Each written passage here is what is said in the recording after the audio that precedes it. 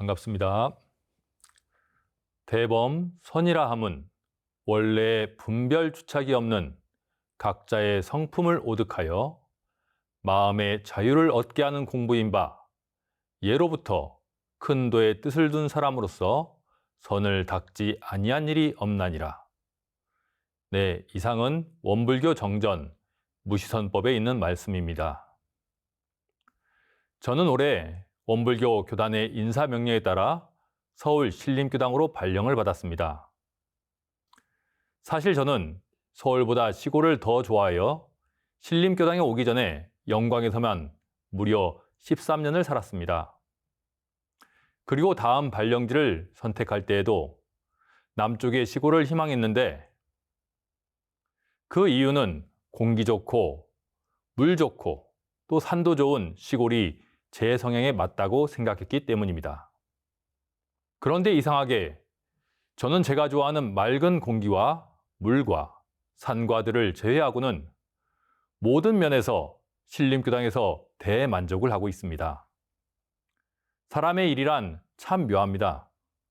원하는 대로 한다고 해서 반드시 행복하고 원하지 않는 상황이 된다고 해서 꼭 나쁘지도 않은 것 같습니다.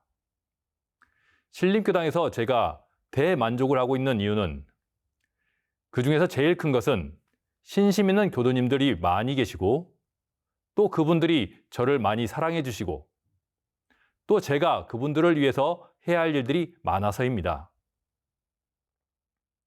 저는 대부분의 시간을 교도님들을 위해서 법회와 선방, 그리고 교도님 응접, 연불방송, 또 서울대학교 교화, 청소, 그리고 신림교당에서 운영하는 원광빌딩의 원룸과 학사관을 관리하는 일에 쓰다 보니 참 바쁘지만 정말 재미도 있고 보람도 있습니다. 이렇게 재미있고 보람있게 행복하게 살 수 있는 데에는 함께하는 교무님들이 서로 믿고 한 마음으로 교당 일을 하는 것과 교도님들의 따뜻한 마음이 제일 큰 에너지가 되는 것 같습니다. 신림교당에 와서 제가 받은 큰 복 중에 또 다른 하나는 모든 시간을 교화와 공도 사업에 쓰다 보니 저절로 사심잡념이 사라지고 마음이 정화되고 또 안정되고 그리고 보람도 있고 날마다 부처님 마음을 닮아간다는 느낌이 듭니다. 아마도 제가 바랐던 대로 시골 교당으로 갔다면 과연 이런 재미와 보람을 느낄 수 있었을까? 아마 그러지 못했을 것 같습니다. 그래서 처음 이곳에 발령받았을 때는 이런 상황을 모르고 좀 아쉬워했습니다.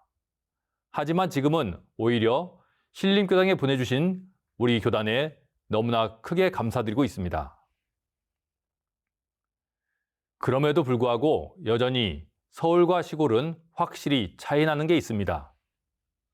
영광에서는 자주 푸른 하늘과 산을 바라보며 천지자연의 은혜를 더 깊이 들이마시고 느꼈다면 이곳 서울에서는 맑은 공기, 푸른 하늘을 보기가 쉽지는 않습니다. 게다가 영광에서는 밤에 별 보는 재미가 솔솔했는데 서울에서는 공기는 둘째치고 주변에 불이 꺼지지도 않아서 별 보기가 쉽지도 않습니다. 그러면 영광의 공기와 서울의 공기는 왜 이렇게 다를까요? 맞습니다. 너무나 당연한 것입니다. 영광에서는 사람도 많이 살지 않을 뿐더러 공기를 오염시키는 요인이 많지 않기 때문입니다. 자동차도 적고 그로 인한 매연이나 분진도 거의 없습니다. 특히 공장은 더 없습니다. 하지만 서울은 어떻습니까? 많은 사람들, 사람만큼 많은 자동차와 지하철이 쉬지 않고 달립니다. 그리고 서울 주변에는 큰 공장들이 또 많이 있습니다. 공기는 원래 맑고 순수합니다. 그리고 그 생명력을 가지고 생명의 근원이 되고 있습니다. 하지만 그것을 어떻게 사용하느냐, 얼마나 많이 사용하느냐에 따라서 오염되고 탁해지는 것입니다.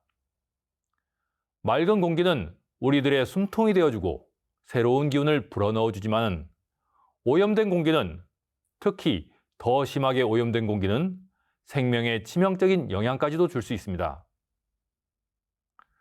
공기만이 아닙니다. 물은 더욱 그렇습니다. 이제 막 샘솟는 맑은 물은 처음에는 그렇게 맑고 좋을 수 없습니다. 하지만 그것이 흘러가는 동안 만나게 되는 수많은 환경에 따라 그 영향을 받아 오염되어 갑니다. 누군가 손을 씻고 발을 씻고 비누칠을 하여 씻고 또 빨래를 하고 또는 가축을 기른 곳을 지나고 또 중금속을 다루는 공장을 지나게 된다면 그에 따라 물은 더 오염되고 병들게 됩니다. 그렇게 오염된 물은 다시 가는 곳마다 이번에는 오히려 모든 생명을 해치는 독이 되어 버립니다. 중금속으로 오염된 물이 곡식에 가면 곡식이 병들고 강으로 가면 물고기가 죽고 동물이 먹으면 동물이 죽고 사람이 먹게 되면 사람도 심각한 병에 걸리거나 혹은 결국 목숨을 잃기도 합니다. 우리 마음도 그와 같습니다. 우리들의 본래 마음은 맑고 순수합니다. 아니 오히려 그런 상대적인 표현 자체가 불가한 상태입니다. 그래서 대종사님께서는 정전무시선법에서 원래 분별 주착이 없는 각자의 성품이라고 표현해 주셨습니다. 분별이란 한자로 보면 나눌 뿐 나눌 별입니다. 즉 구별하여 아는 것을 분별이라고 합니다. 그리고 주착이란 머무를 주, 붙을 착입니다. 우리는 안, 이, 비, 설, 신, 의 이 육근을 통해서 경계를 접촉하면 구별을 하게 됩니다. 깨끗하다, 더럽다, 춥다, 따뜻하다, 달다, 쓰다, 맛있다, 맛없다, 혹은 부드럽다, 거칠다, 향기롭다, 혹은 지독하다, 예쁘다, 밉다, 옳다, 그르다, 이롭다, 해롭다, 좋다, 나쁘다 등등으로 구분하는 분별작용을 합니다. 그리고 우리는 몸을 가지고 있고 또 생명을 유지하려는 본능, 욕심이 있기 때문에 그 욕심을 중심으로 그러한 무수한 분별을 일으키고 좋은 것은 끌어당기고 싫은 것은 밀어내려고 하는 마음이 생겨납니다. 그 욕심에서 나에게 좋은 것, 이로운 것에 주착이 생깁니다. 내가 좋아하는 것에 마음이 머물러 붙어버린다는 뜻입니다. 그렇게 분별도 많고 주착도 많아지면 본래 밝은 우리 성품이 어두워집니다. 마치 투명한 유리창에 수많은 먼지가 쌓이고 쉽게 지워지지 않는 크고 작은 얼룩이 생겨서 앞이 제대로 보이지 않는 것 같습니다. 분별 주착이 많은 사람은 마치 그와 같이 세상을 봅니다. 잡념에 생각이 가리고 자기 중심적인 욕심에 끌려서 온전하게 객관적으로 상황을 제대로 인식하지 못합니다. 그리고 결국 잘못된 생각과 판단으로 오해하고 이를 그르치기 쉽습니다. 그런 사람은 다른 사람과 대화하기도 쉽지 않습니다. 상대방을 공감하는 능력도 떨어지고 항상 자기중심적이라 주변 사람들이 함께하기를 꺼려합니다. 정도의 차이는 있지만 우리는 경계를 만나며 살아가야 하기 때문에 이 분별과 주착이 생기지 않을 수 없습니다. 다만 평소 경계를 대하는 마음가짐에 따라 마치 맑은 물이 그 맑음을 유지하고 때로는 주변의 영양소를 담뿍 받아서 오히려 좋은 약수가 되는 것처럼 아주 훌륭한 인격을 갖춘 사람이 될 수도 있고 반대로 그저 욕심나는 대로 식욕, 색욕, 제욕, 명예욕 이런 것에 끌려서 무수한 분별을 내고 주착을 하여 아주 심하게 오염된 물과 같이 가는 곳마다 부딪히고 가는 곳마다 잘못된 생각과 판단을 하고 거친 말과 행동을 하여 갈등과 불화를 일으키는 사람도 있습니다.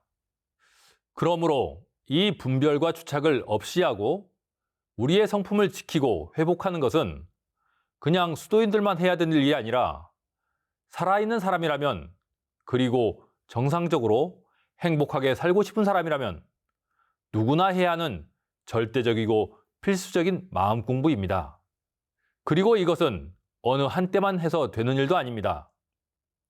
그래서 대종사님께서는 그 분별주착이 없는 각자의 성품을 깨달아 내 것 삼아 사용하는 선공부를 하라 하셨고, 또 그 선공부를 무시로, 즉 정해진 때가 없이 항상 하라고 무시선법의 큰 법을 내려주신 것입니다.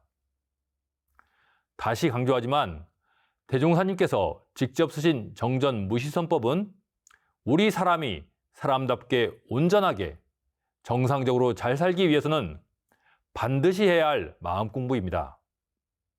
사람이면 누구나 해야 하는 공부입니다. 우리는 맑은 물은 찾으면서 온전한 정신을 찾지 않을 때가 많습니다. 사람들은 누구나 좋은 물, 좋은 정수기를 통해 정화한 물을 찾으면서 정작 우리 본래의 온전한 정신은 찾지 않는 경우가 많습니다. 물도 중요하지만 실상 더 중요한 것은 우리의 본래 마음을 찾는 것입니다. 온전한 한 마음은 큰 사고도 예방할 수 있고 수많은 생명을 살릴 수도 있습니다. 반대로 온전치 못한 오염된 정신을 가진 사람이 여러 사건, 사고를 일으키고 그로 인해 수많은 사람이 생명을 잃을 수도 있습니다. 미국에서 종종 일어나는 총기 난사 사고가 바로 그러한 한 실례입니다. 온전치 못한 한 사람의 정신이 자신의 일생은 물론 수많은 사람의 생명까지 앗아가고 그들의 가족에게 씻지 못할 큰 아픔과 고통을 주게 됩니다. 그런 사람이 지도자가 된다면 큰 전쟁도 일어날 수 있고 이 세상을 재앙으로 몰고 갈 수 있습니다. 실제로도 역사 속에 그런 일이 있었고 또 지금도 세계 곳곳에서 벌어지고 있는 일들입니다. 그러므로 온전한 정신을 찾아 사용하는 이 무시선 공부는 모든 사람들이 반드시 해야 할 절대적이고 필수적인 기본 마음 공부입니다. 아주 좋은 정수기가 오염된 탁해진 물을 아주 깨끗하게 정화하듯이 우리 마음의 모든 분별주착을 깨끗이 씻어주고 본래의 맑고 밝은 성품을 회복하는 공부, 마음의 새로운 생명력을 불어넣는 공부입니다. 이는 종교를 떠나서 전 인류가 다 함께 반드시 해야 할 것임을 깨달아야 합니다. 그리고 바로 무시선법의 공부에 착수해야 합니다. 그러면 무시선 공부는 어떻게 해야 할까요? 대종사님께서는 정전 무시선법에 자상히 설명해 주셨습니다. 그 법문의 뜻을 일일이 해석하고 실지에 부합해서 실천해야 합니다. 저는 시간 관계상 오늘은 몇 대목만 설명해 드리겠습니다. 제 설명을 참고하시고 근본적으로는 정전 무시선법의 근거에서 그리고 교당의 교무님과 큰 스승님들의 지도 아래 제대로 실천하고 적공하시길 빕니다. 무시선법의 두 번째 단락에서 대종사님은 이렇게 가르쳐 주시고 계십니다.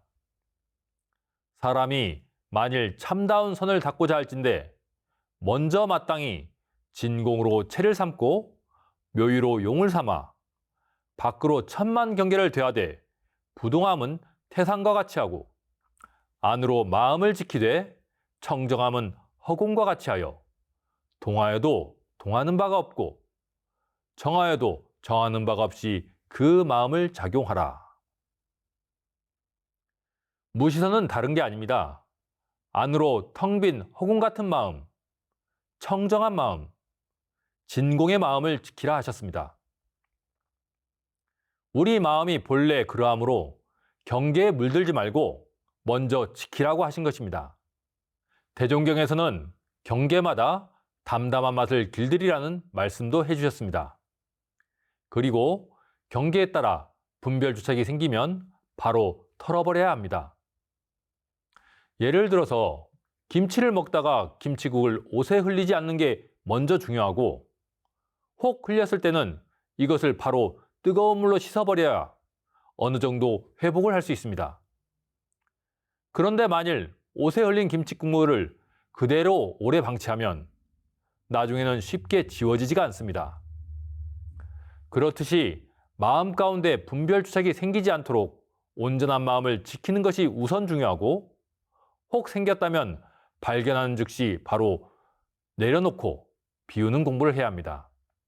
이렇게 허공처럼 텅 빈 마음, 청정한 마음, 진공의 마음을 기본 바탕으로 삼으면 거기에서 묘하게 밝은 생각, 지혜가 나옵니다. 그 진공에 바탕한 지혜로운 생각으로 취사를 하면 어떤 일이든지 우리 본래 성품에서 크게 어긋나지 않습니다. 그래서 진공으로 채를 삼고 묘의로 용을 삼으라 하셨습니다. 이것이 바로 정신수양, 사리연구, 작업취사 공부를 한 번에 하는 진공묘의의 수행이고, 상시응용주의사항 첫 번째 조목인 온전한 생각으로 취사하기와 같습니다. 이렇게 진공으로 채를 삼고 묘의로 용을 삼는 무시선을 하면 우리들의 삶이 달라집니다. 본래의 분별주착이 없는 성품자리를 지키고 그 마음으로 살면 여유가 찾아옵니다. 사람의 관계가 좋아지고 행복이 찾아옵니다.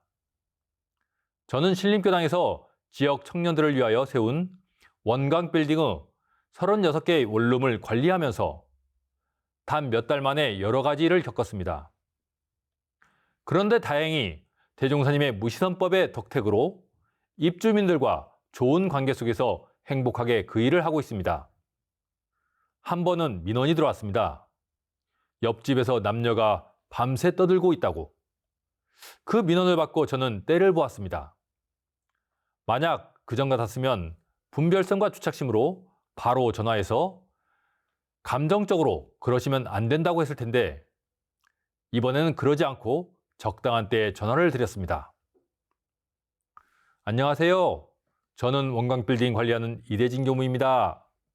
어떻게 불편한 점은 없으세요? 아, 네. 잘 지내고 있습니다. 네, 그런데요. 죄송하지만 주변에서 좀 민원이 들어와서요. 밤새 너무 시끄러웠다고 하네요. 그것도 남녀가 같이요. 혹시 무슨 일이실까요? 아, 네, 죄송합니다. 제가 게임 라이브 방송을 하고 있어서요. 아, 게임 방송이요? 그건 좀 시끄러워야 하는데. 그래야 사람들이 많이 볼 텐데요. 어떻게 하죠? 이렇게 하니까 그 사람이, 아, 죄송합니다. 앞으로는 주의하겠습니다. 정말 죄송합니다. 이렇게 하는 것입니다. 이날 참 이상했습니다. 제가 그전 같았으면 분별주착으로 옳고 그름을 따져서 그분께 경고를 하였을 것인데, 이상하게도 저는 첫 인사부터 그분의 안부를 묻고 또 왜 그런지 그분 사정도 듣고 그분이 하는 행동에 대해서 저도 모르게 공감을 해주고, 그랬더니 그분이 더 미안해하고 더 고치겠다고 하신 것입니다. 우리는 학교 도덕책에서 바르고 옳은 것을 많이 배웁니다. 그리고 그것을 다 알고 있습니다. 하지만 우리의 현실은 어떻습니까? 우리가 사는 현실은 도덕책과는 아주 다른 모습입니다. 이런 현실을 도덕적 기준으로 재단하려 한다면 서로에게 상처가 되고 오히려 갈등은 커집니다. 그렇게 한다고 본래 바로잡아야 할 잘못된 현실이 바로 세워지지도 않습니다. 저는 우리 대종사님의 무시선의 공부가 그 해결책이라고 생각합니다. 분별주착이 없는 텅 빈 마음, 진공의 마음에서 보면 그러한 사회의 부조리한 모습도 때로 이해가 되고 공감이 되며 객관적으로 어떻게 순서 있게 그 일을 해결할지, 원불교식으로 말하면 불공을 어떻게 해야 할지가 보입니다. 그게 묘유입니다. 대종사님께서는 참 간절하십니다. 무시선법을 자상히 설명해 주시고 또 어리석은 우리들이 조금이라도 더 이해하도록 또 잘 실천하도록, 심지어 무시선 공부를 소 길들이기에 비유도 해주셨습니다. 그리고 희망을 주시는 말씀도 해주셨습니다. 사람이 만일 오래오래 선을 계속하면 모든 번뇌를 끊고 마음의 자유를 얻게 된다고 하셨습니다. 결국에는 우리가 생사자유, 윤회 해탈, 정토 극락을 이룰 것이라고 하셨습니다. 그런데 조건은 오래오래 선을 계속하면입니다. 대종사님께서는 이 오래라는 표현을 자주 해주셨습니다. 정전에서는 정신수양 공부를 오래오래 계속하면, 사리연구 공부를 오래오래 계속하면, 작업취사 공부를 오래오래 계속하면, 연부를 오래 하면, 좌선법에서는 좌선의 방법대로 오래오래 계속하면, 좌선을 오래하여 그 힘을 얻고 보면 등등 마음의 힘을 얻는 데에는 오래 해야 한다고 하셨습니다. 오래란 사전적 의미로는 시간이 지나가는 동안이 길게라는 뜻입니다. 긴 시간 동안 대종사님께서 가르쳐 주신 공부법대로 하게 되면 저절로 힘이 생기다는 말씀입니다. 이것이 바로 인과의 진리입니다. 아마도 이런 까닭으로 전산상사님께서는 정전해설 법문집을 내놓으시면서 그 제목을 오래오래 하면 부처 못 될 사람은 없다 라고 지으신 것 같습니다. 대종사님께서는 무시선법을 마치시면서 다시 강령으로 우리 손에 쥐어주십니다. 반드시 꼭 이렇게는 해야 한다는 뜻입니다. 정말 간절하신 부축의 말씀입니다. 육군이 무사하면 잡념을 제거하고 일심을 양성하며, 육군이 유사하면 불의를 제거하고 정의를 양성하라. 육군은 보고, 듣고, 냄새 맡고, 맛보고, 촉각으로 느끼고, 또 생각으로 분별하는 감각기관입니다. 이 육군에 일이 없으면 잡념을 제거하고 일심을 양성하라 하셨습니다. 사막으로 보면 정신수양입니다. 바로 분별주착이 없는 본래 성품을 회복하는 것입니다. 대종경에서는 그 일 그 일에 일심하라 하시며 강조해 주셨습니다. 그 일 그 일에 일심하면 사심, 잡념, 분별주착이 저절로 사라집니다. 일심이란 한마음입니다. 뚜렷하고 고요한 본래 마음, 진공의 체성이 길러집니다.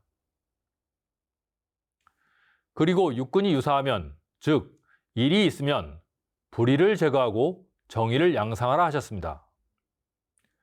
정의와 불의를 구분하고 정의를 실천하라는 뜻입니다.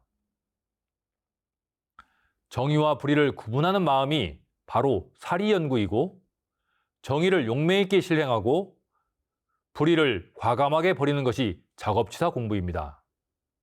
이렇게 대종사님께서는 무시선의 뜻에서부터 방법, 주의할 점, 그리고 그 결과까지 대낮같이 밝게 설명해 주시고, 마지막엔 다시 강령으로서 우리 손에 쥐어주시며 꼭 무시선을 하라고 부축하셨습니다. 어렸을 적 할머니께서 학교 다닐 때 차 조심해라, 횡단보도 건널 때는 좌우를 꼭 살펴라, 녹색불에서도 살펴야 한다 하시며 챙겨주시던 그런 심경으로 대종사님께서는 우리 마음을 챙겨주시고 계십니다. 대자대비입니다. 우리 모두가 무시선으로 부처님의 마음이 되게 하고 행복한 낙원 생활하기를 바라시는 간절함이 느껴집니다. 이 방송을 시청하시는 시청자 여러분, 지금 시대는 엄청난 물질 계획의 시대입니다. 눈만 뜨면 우리의 정신을 쏙 뺏어갈 경계들이 찾아옵니다. 맛있는 다양한 음식들, 화려하고 예쁜 옷과 차와 각종 물건들, 첨단에 편리한 각종 기기들, 자극적인 SNS와 영상들, 다양한 TV 프로그램들, 이성의 욕구를 유발하는 시각적이고 또 후각적이고 청각적인 경계들, 그 모든 것을 얻기 위한 돈에 대한 욕심과 그로 인한 번뇌들, 잠시라도 마음을 놓아버리면 어느새 우리의 정신은 분별과 욕심에 빠져 물들어 버립니다. 하지만 그렇게 물질에 대한 욕심으로 분별하고 주착하며 아무리 채우려고 해도 채워지지 않는 게 우리들의 마음입니다. 물질적이고 감각적인 자극으로 채운 우리의 마음은 그 마음에는 또다시 공허함이 밀려옵니다. 행복은 근본적으로 그런 분별과 주착, 욕심의 채움에서 오는 것이 아닙니다. 그 만족은 일시적 쾌락이 될지 몰라도 영원한 행복이 될 수 없습니다. 오히려 그것이 사라진 후에는 더 큰 갈증과 욕망을 불러옵니다. 다시 말씀드리지만 행복은 욕심의 채움에서 오는 것이 아닙니다. 오히려 마음을 비울 때, 허공처럼 마음을 비울 때 작은 것도 소중하게 느껴지고 모든 것이 감사해집니다. 그리고 그 빈 마음으로 세상을 위한 공익심으로 나를 살리는 4가지 큰 은혜, 천지, 부모, 동포, 법률의 그 은혜에 보온을 할 때 진정한 행복이 찾아옵니다. 그래서 저는 대종사님께서 무시선의 강령으로 다시 한번 간절하게 부축해 주셨듯이 오늘 설교를 마무리하면서 저도 다시 한번 강조해 봅니다. 우리는 모두 본래 분별주착이 없는 성품을 가진 사람들입니다. 그렇기 때문에 마음을 작용할 때 진공으로 채를 삼고 묘유로 용을 삼아야 합니다. 모든 경계에서 안으로 마음은 청정한 허공과 같이 하고 밖으로 부동함은 태산과 같이 하는 무시성 공부를 해야 합니다. 이것은 선택의 문제가 아니라 건강하고 행복한 삶을 위해 절대적이고 필수적인 것입니다. 우리가 본래 타고난 대로 사람답게 사는 지극히 당연히 해야 하는 마음 공부입니다. 우리 다 함께 생활 속에서 일이 없으면 잡념을 제거하고 일심을 양성하며 일이 있으면 불의를 제거하고 정의를 양성하는 무시선 공부로 대정진, 그리고 대진급합시다. 이론의 위력을 얻고 이론의 체성에 합하도록 그리하여 맑고 밝고 훈훈한 우리 본래 마음으로 3세의 부처님들과 시방오가의 행복한 한집 살림을 할 수 있도록 적공해 봅시다. 감사합니다.